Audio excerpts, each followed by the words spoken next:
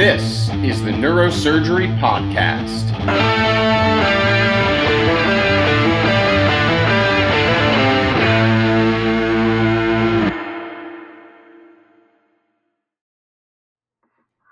Welcome back to the Neurosurgery Podcast. Today we are joined, after long last, by a returning champion, a man who, of course, needs no introduction to anyone who practices neurosurgery on the face of the earth, Dr. Mike Lawton. Dr. Lawton's been on the show twice before, once very early, in the very early days of the first season of the show, and then he came back for our series, The Case I Can't Forget, and it's been long overdue to have you back on the show. Dr. Lawton, welcome back. Take a moment and say hello again to everybody watching and listening. Well, hello there. It's been so long since I've been back. I thought maybe in my last interview I might have said something that offended you. But it's great to be back. I congratulate the both of you on a really amazing podcast. I enjoy it. I listen to it. You guys are doing a wonderful thing.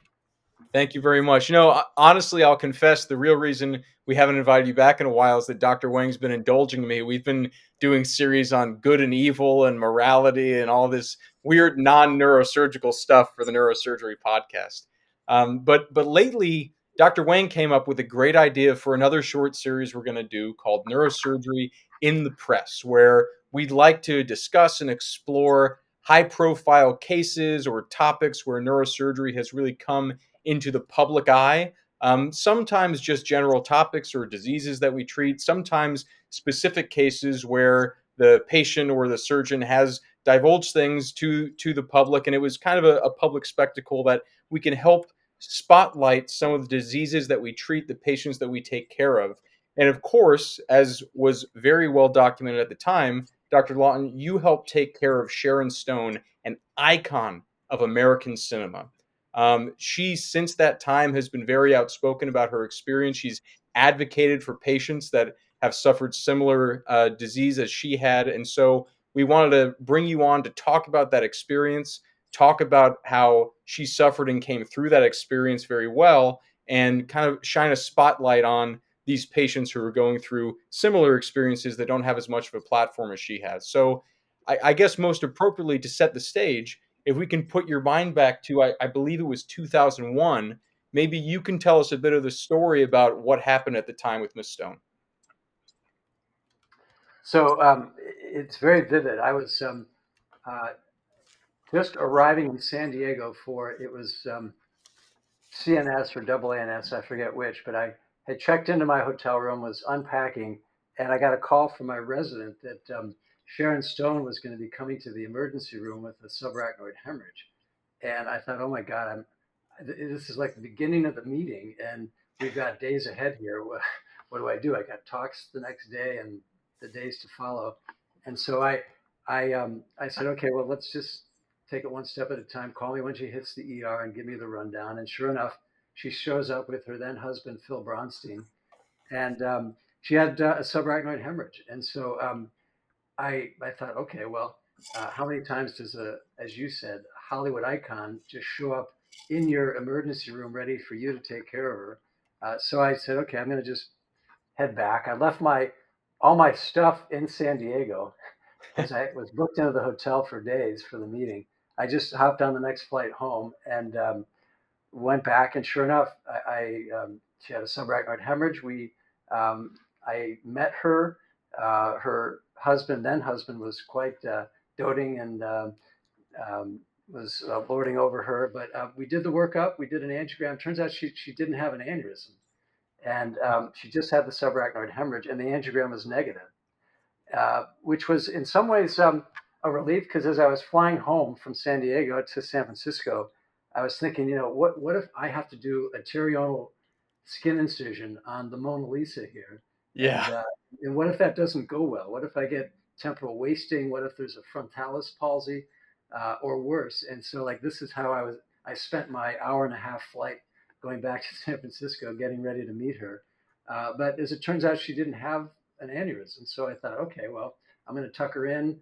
We've met. She's a wonderful woman. This is great. We got mom, dad, all of her sisters, family, and so forth, all settled in. And I went back to San Diego, finished the meeting, and then when I came back and we repeated the angiogram, we found she had a vertebral artery dissection, which was now apparent on repeat angiography. and that was what we treated. Wow, it's interesting because you think about the dramatic nature of neurosurgery. Very few diseases or entities capture the imagination like aneurysms, ruptured aneurysms. Obviously, you're a world renowned expert in this. But this kind of scenario about hemorrhage into the brain, right? It is dramatic. It is um, full and fraught with uncertainty, right? Um, when you're flying back to San Fran, is it going through your mind, oh my God, what if there's vasospasm? What if she doesn't survive this? Obviously, we know the end result was excellent in retrospect, right? But in terms of dealing with these high profile situations, what do you do? Do you just like treat it just like any other patient, or is there an extra level of anxiety even for Mike Lawton? Absolutely. There's no question, like when you're young, your anxiety is, can I do the case? Can I do it well?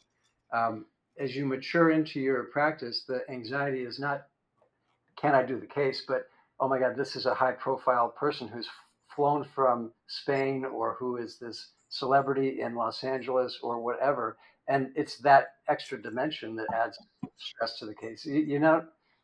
I was never concerned about whether I could do it in Sharon's case, although I was only 4 years into my practice. It was, obviously who she was and what if something did go wrong. The visibility of that can be devastating. I mean, I think we all know people who have taken on high profile cases that haven't gone well. Um, the Ben Carson debacle with the twin separation in Singapore comes to mind. But you do these things, and you're under the microscope or on the stage, and if things don't go well, it's horrific. Um, and we live with that all the time. There's a scenario that's not unlike this in Helsinki.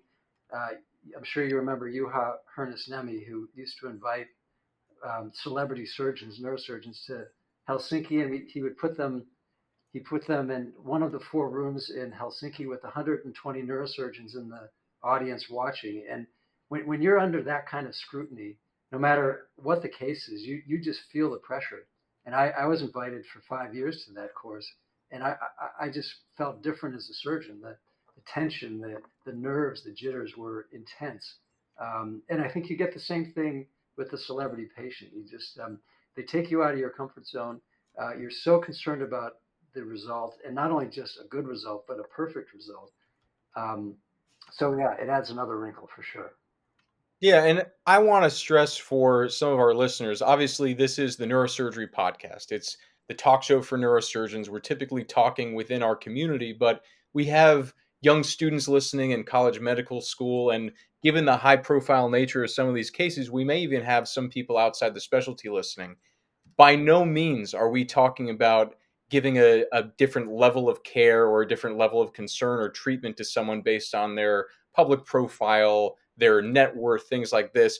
We're talking about the internal self scrutiny. And as you said, Dr. Lawton, the performance anxiety that comes when you feel that you're on a much greater stage than you typically are with a high profile case like this. And in particular, one where I love the fact that you mentioned these cosmetic potential complications that a younger surgeon may not think about when, as you said, we just want to get through the case and make sure we don't kill the person, but someone who makes her living by her appearance. I mean, for some, again, for our younger listeners who may not even know who Sharon Stone is, her prolific career, I mean, she was nominated for an Academy Award in Casino. She was in Basic Instinct. She truly was a sex symbol, an icon of beauty at the top of the game in Hollywood in the heyday of her career. And so I can only imagine that extra level of scrutiny you're feeling for every tiny aspect of this case, which you know is going to be dissected and looked at under such a tiny microscope.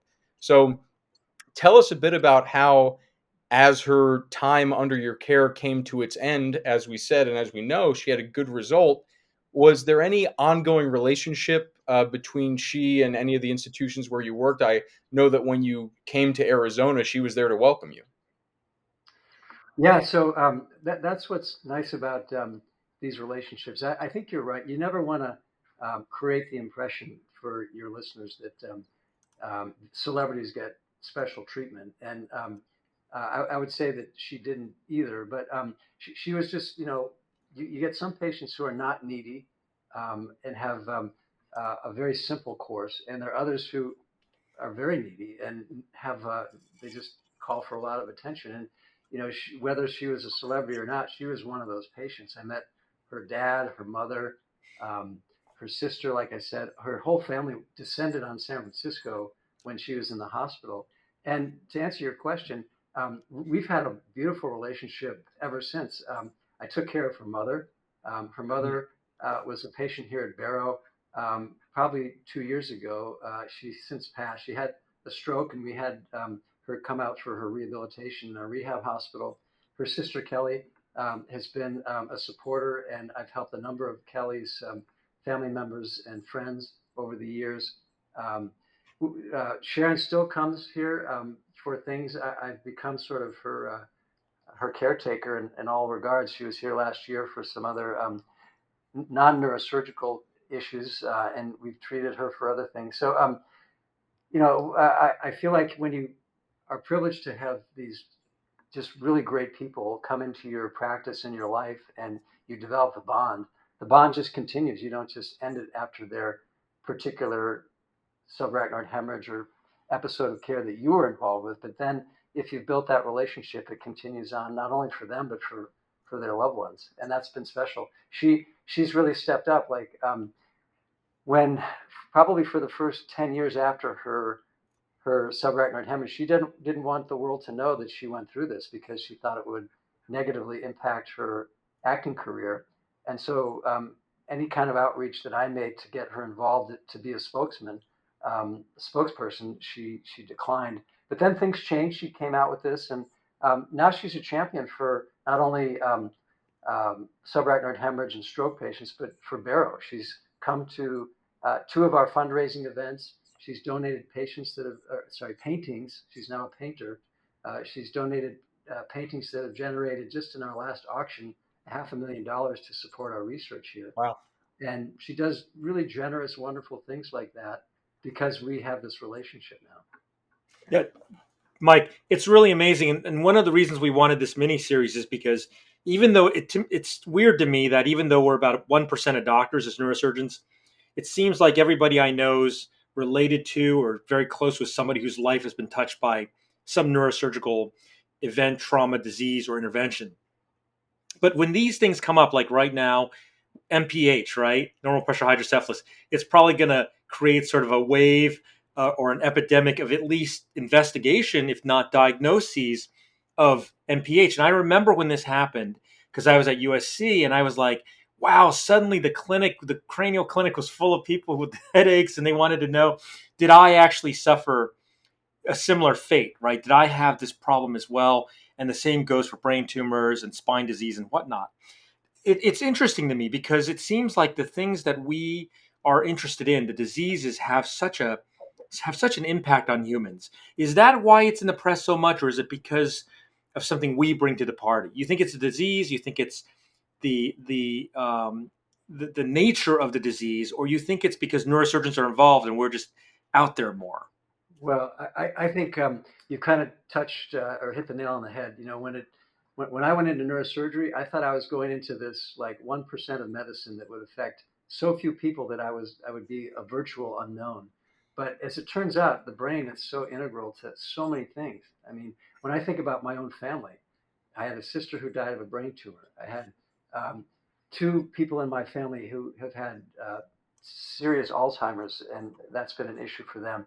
Had another person in my family who had an intracerebral hemorrhage. So, so many things happen that trace back to the brain that, it just becomes the brain, and the care of the brain becomes a part of the cultural zeitgeist. And I think what makes it special is that um, eventually a celebrity will have each and every one of these diseases that we think is so esoteric or rare or unusual. And when that happens, whether it's Billy Joel and NPH or Sharon Stone and vertebral artery dissection, it becomes, something that everybody wants to learn about and hear about. And I think it's a good service to our specialty. When Ted Kennedy and John McCain had GBM, that became a real rallying point for brain tumor research, and those kinds of things are meaningful. People then understand what the disease is, what we're doing to treat the disease or research the disease, and those can be turning points. Dr. Lawton, I was really struck when, in telling the story of this case, you mentioned that you were only 4 years into your practice.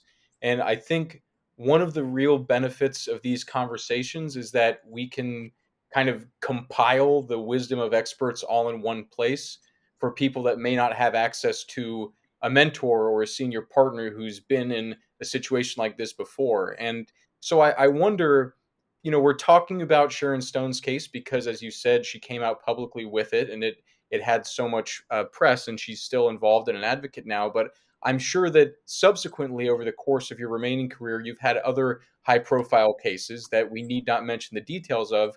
But I wonder if you could talk a bit about how your personal experience of that stress and that added anxiety and the way you comport yourself and see yourself through handling a high profile case has changed and evolved over the years as you've become more experienced, not only as a clinician and a surgeon, but as someone in that specific high stress setting? Yeah, that's a really interesting question, and I would say that it's probably no different than um, the star athletes, the celebrity athletes who've been to multiple Super Bowls or who've been Hmm. in several Stanley Cup finals. You get so comfortable on the biggest stage under the highest pressure that it's almost like, you want the ball in that moment. If there's Hmm. 6 seconds on the clock and the shot needs to be taken, you want to be the guy because you're comfortable. You've gone through all of that process of inurement or making yourself numb to the stress, and and I feel like that's kind of where I'm at. Mike, you and I have both been through something recently with Neuralink. We put the first chip in the first patient here at Barrow, and you guys have subsequently done, I think, patient 6 or 7.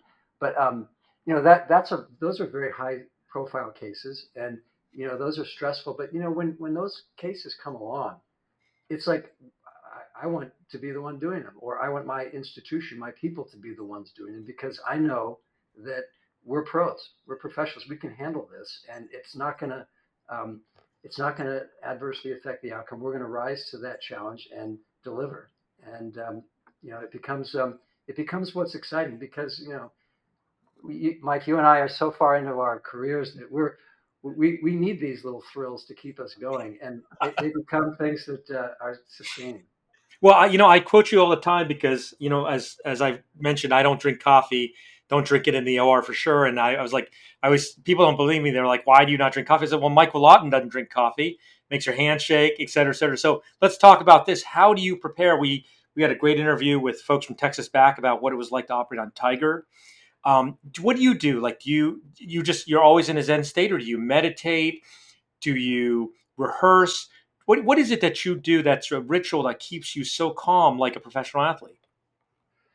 Visualization.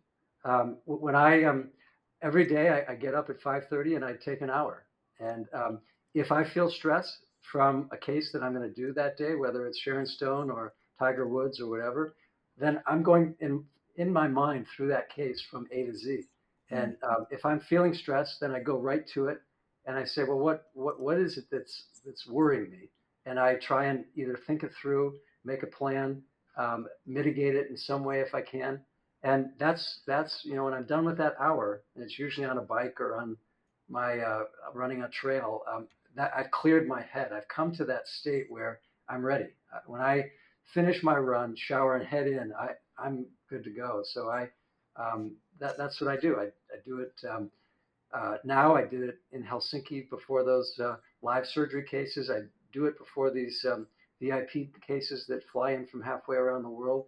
It's what makes you calm and clear. That's really fascinating to hear you talk about imagining the steps and trying to imagine which particular steps may cause you stress or maybe potential missteps. I'm a very amateur pianist, and I recall the experience when I was learning how to play. I was kind of self-taught and I would just figure things out. And then years into casually playing the piano, I finally bought a book of drills, the Hannon book of drills, And I played through the whole book. I learned the drills, and I had this epiphanous moment where I realized that by doing the drills and learning more movements with my hands, then when I was writing music, I had more tools in the toolkit. I had more moves. And so I'm sure that the more you grow and gain experience and encounter actual complications in the wild, then years into your career when you're imagining, oh, what's a potential pitfall? How could this go wrong? You've done the surgery so many times, you can imagine more potential mistakes than a younger surgeon could even make. And so it's that I think is very instructive as a process to iterate over the course of a career and keep thinking about it and keep thinking about it as you learn more and more ways that it could go wrong. So you make sure that it goes right. But I wonder, it strikes me as we're having this conversation, and as we open the conversation, we're talking about a high profile case in neurosurgery, but we're talking to a very high profile neurosurgeon.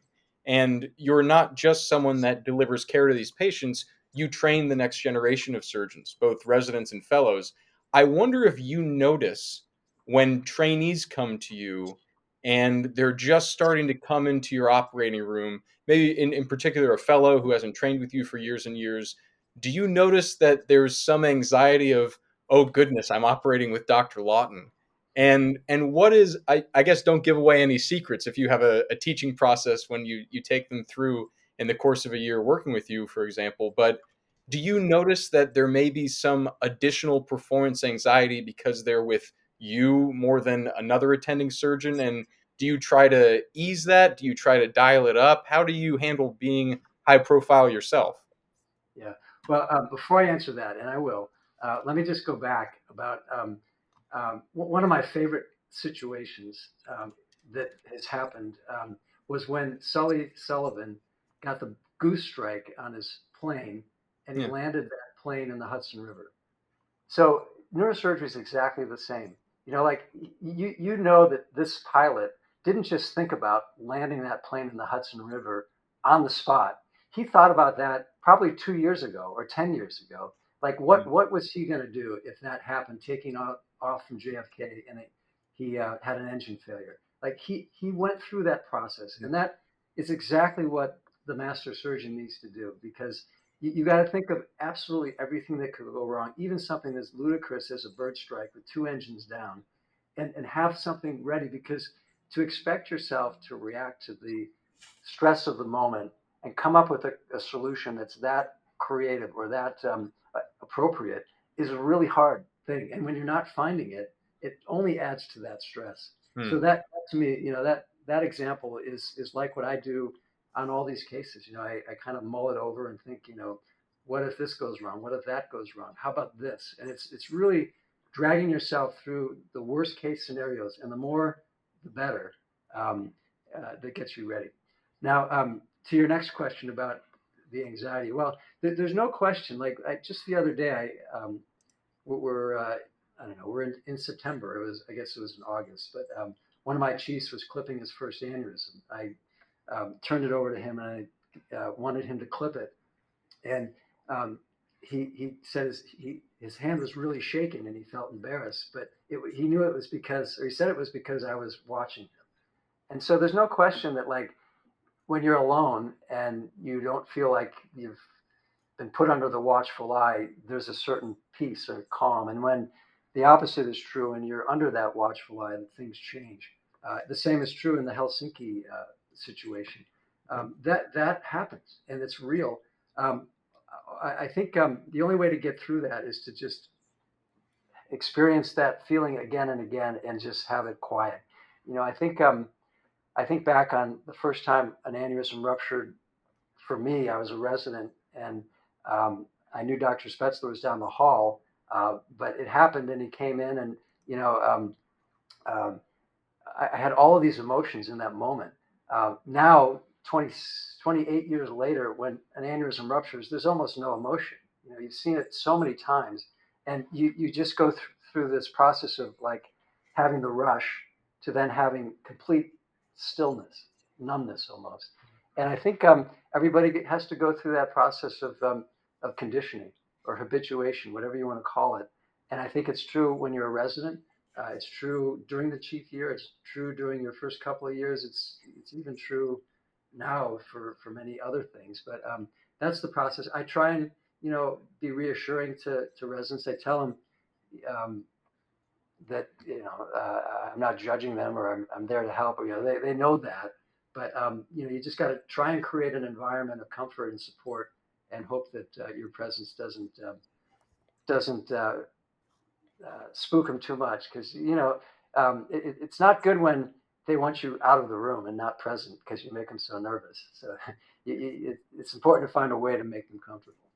So, Dr. Lawton, this is my last question to you, and I'll turn it over to JP. But this is a kind of question I can only ask certain people who have an honesty and a gravitas and experiential level and a commitment to help other neurosurgeons out there, which is when you treat these high profile people. At least my understanding of it and my experience has been that you'll run into some haters because we're very competitive by nature, right? And you saw this most lately, I think, in the Luigi Mangione situation where the pictures of it was radiographs were posted and everybody was, I don't want to say hating on, but criticizing the work and whatnot that was done in terms of his spinal surgery and fusion, right?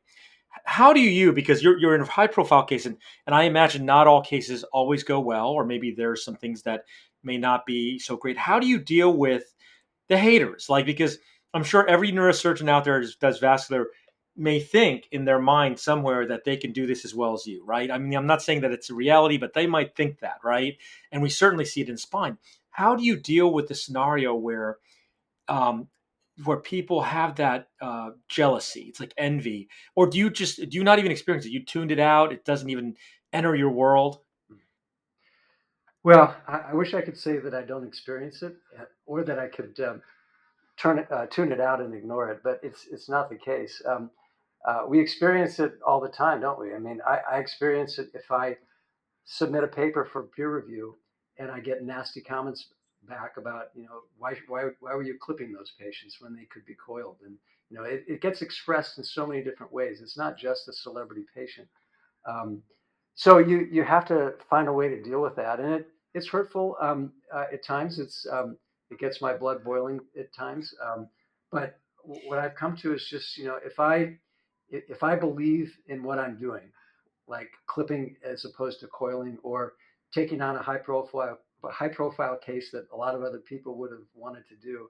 I just it's because I believe in the quality of my work. I believe in the technical excellence that I bring to it. And if people don't like it, then it's not my problem. Well said. Excellent. Excellent. Wow. That's Thank you for being honest about that, because it messages and words like that are inspiring to maybe less experienced surgeons who are dealing with things like this. So thank you for your honesty. Yeah, we often say, or I've often said in some of these more esoteric conversations, the mark of true belief is when you believe in what you're doing enough to actually do it, and really do it. So I completely echo that. Those are inspiring words.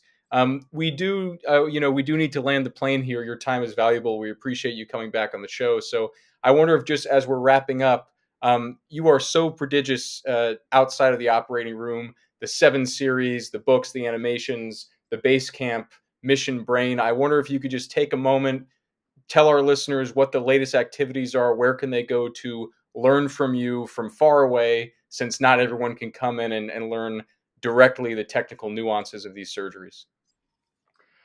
Great question. And we've worked really hard to be completely transparent and totally accessible.